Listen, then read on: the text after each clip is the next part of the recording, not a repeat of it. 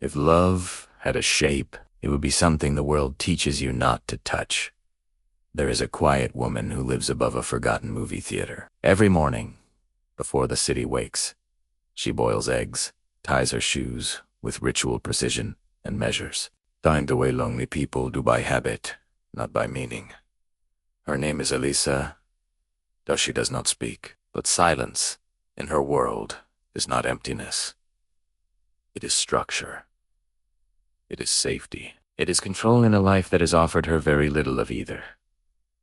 Below, her apartment. Old Hollywood romances flicker endlessly, musicals where people burst into song because words are never enough. Elisa watches them as if studying another species. She understands movement, rhythm, expression. She just never learned how to let sound escape her body. And so, she lives quietly, until one day, something impossible arrives. At a government research facility on the edge of Baltimore, Elisa works as a cleaner, not a scientist. Not important. Invisible. The kind of person whose presence is only noticed when something goes wrong. This building hums with secrets, corridos, hecho fluorescent lights, buzz like insects. Men in lab coats speak in half-sentences and classified tones. Elisa and her co-worker Zelda move through it like shadows.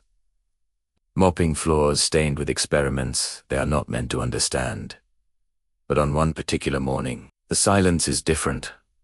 There is tension in the air, tight, alert, anticipatory. Guards stand straighter.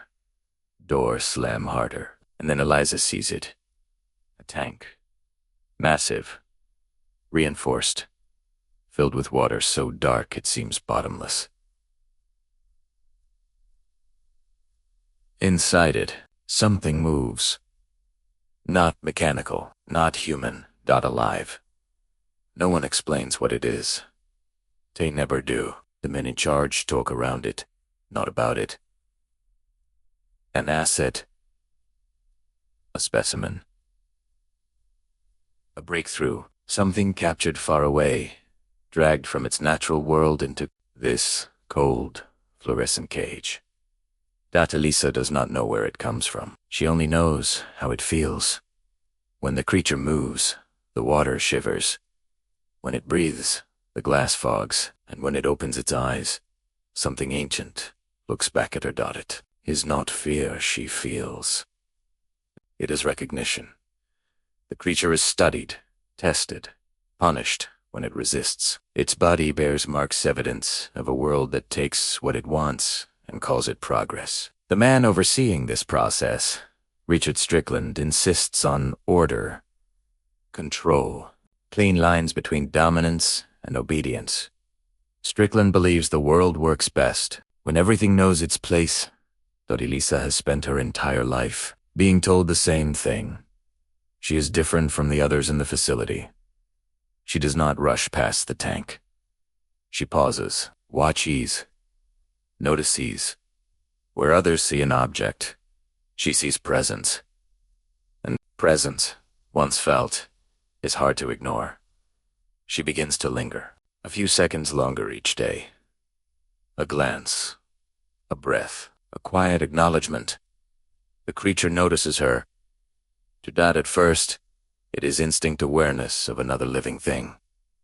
Then curiosity, then something more deliberate. When Elisa presses her hand to the glass, the creature does not retreat.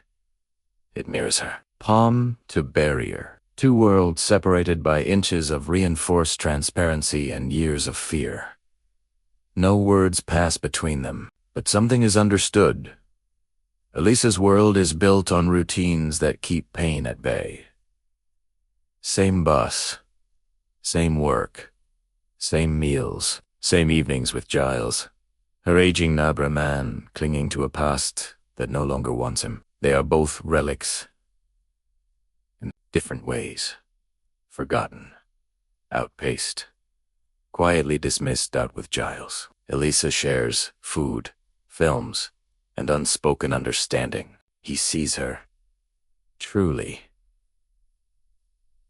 Not as broken, but as complete in a language the world refuses to learn. Still, even in that companionship, something is missing. The thing in the tank changes the data. Lisa begins bringing eggs. Simple, ordinary, perfect. She cracks them open with care, offering them through the smallest opening when no one is watching. The creature accepts them cautiously at first, then eagerly. A ritual forms eggs. Music. Time.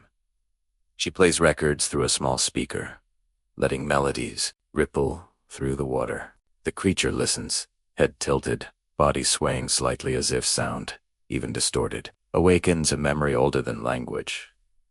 In these moments, Elisa is no longer invisible. She is seen, and being seen does something dangerous to a person who has lived without it for too long. Around them, the world tightens. The Cold War looms. Scientists grow impatient. Strickland grows crueler. He is obsessed with proving dominance not just over the creature, but over everyone around him. His power is brittle, maintained through fear and violence once justified, rarely stays contained. The creature resists, so it is punished.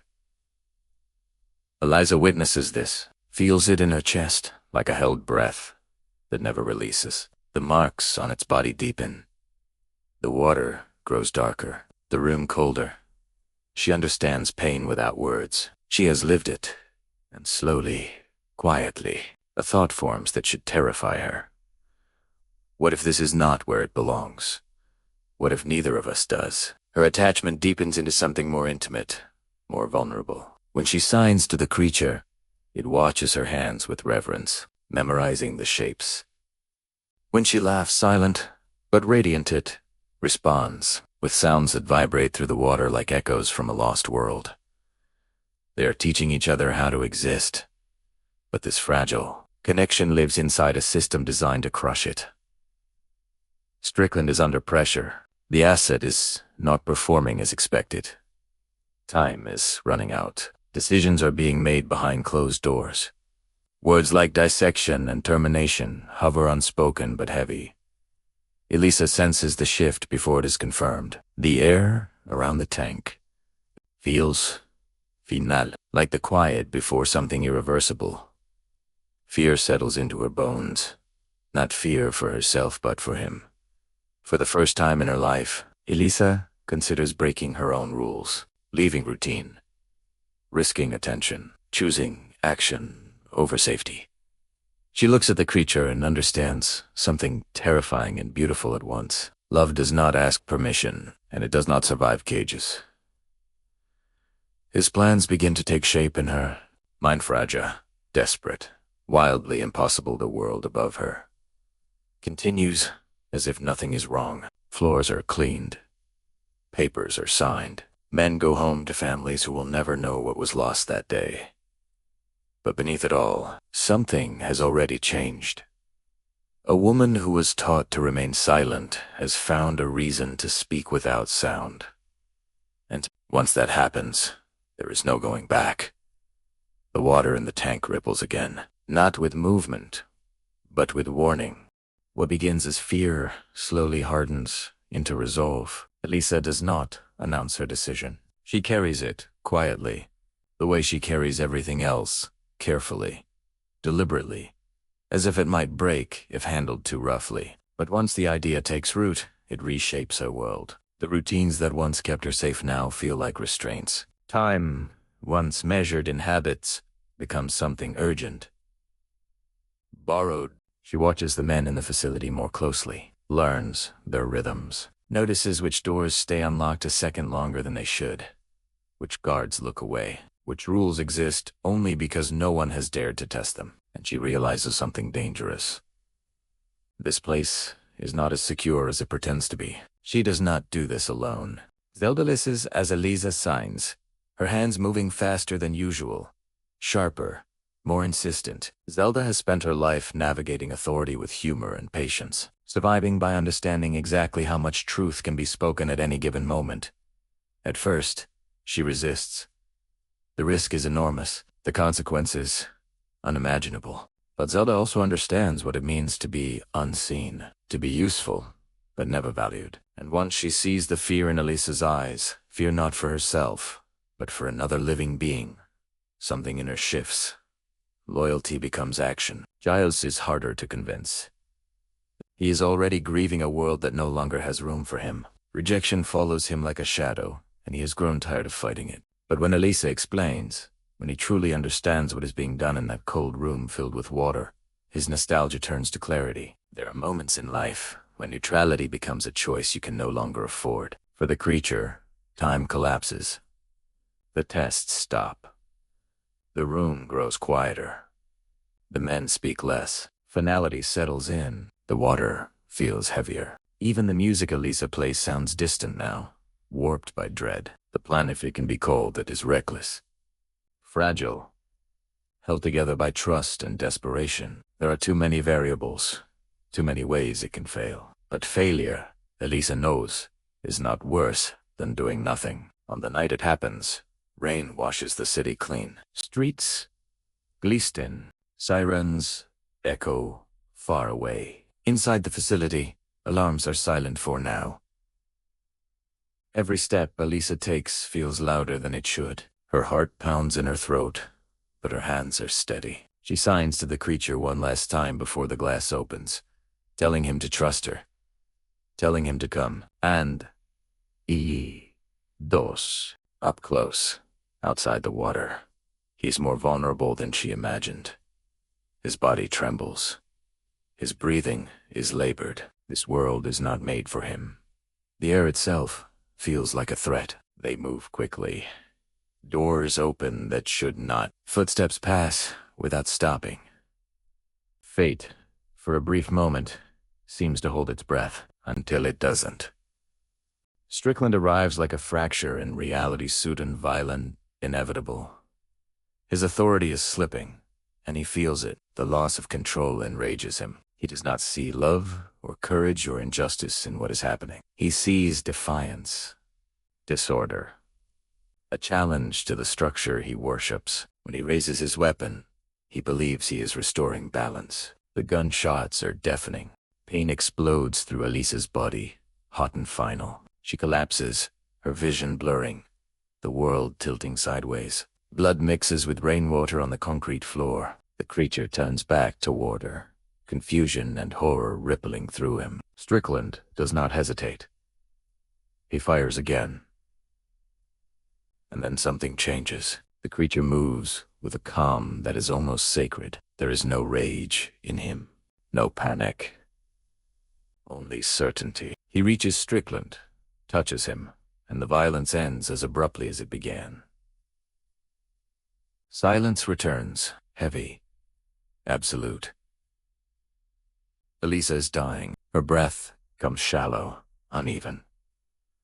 The world fades at the edges. She is given everything she had, and it still might not be enough. The creature cradles her with care, pressing his hand against her wounds not as a scientist, not as a god, but as something older, something that understands the body as a living system, not a thing to be owned. His touch burns, then it heals. The bullet wounds close. The bleeding stops. Elisa gasps, lungs filling violently as life rushes back into her. She chokes, coughs, breathes for the first time in what feels like forever.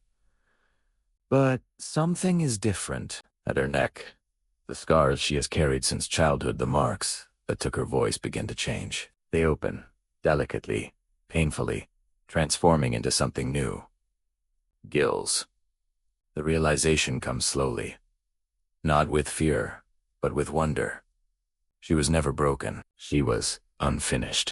At the water's edge, as police lights bloom in the distance and the world closes in behind them, Eliza makes a choice without hesitation. The creature pulls her into the canal, into the dark, cold water that once represented separation. Now, it represents return. Beneath the surface, sound disappears. Time loosens. The water holds her not as a threat, but as an answer. Her body adapts. Breath becomes effortless. Movement becomes instinct. She belongs here. Above them, The world will invent explanations. Accidents. Cover stories conveniently as. Giles will tell the story years later with a smile and a tremor in his voice, insisting that love, real love, defies categories, that it rewrites biology if it has to. And maybe that's the truth. Not that Eliza was saved, but that she was seen. Fully. Completely. And in being seen, she became something more than the world ever allowed her to be. Because love does not ask you to change who you are. It reveals who you were always meant to be.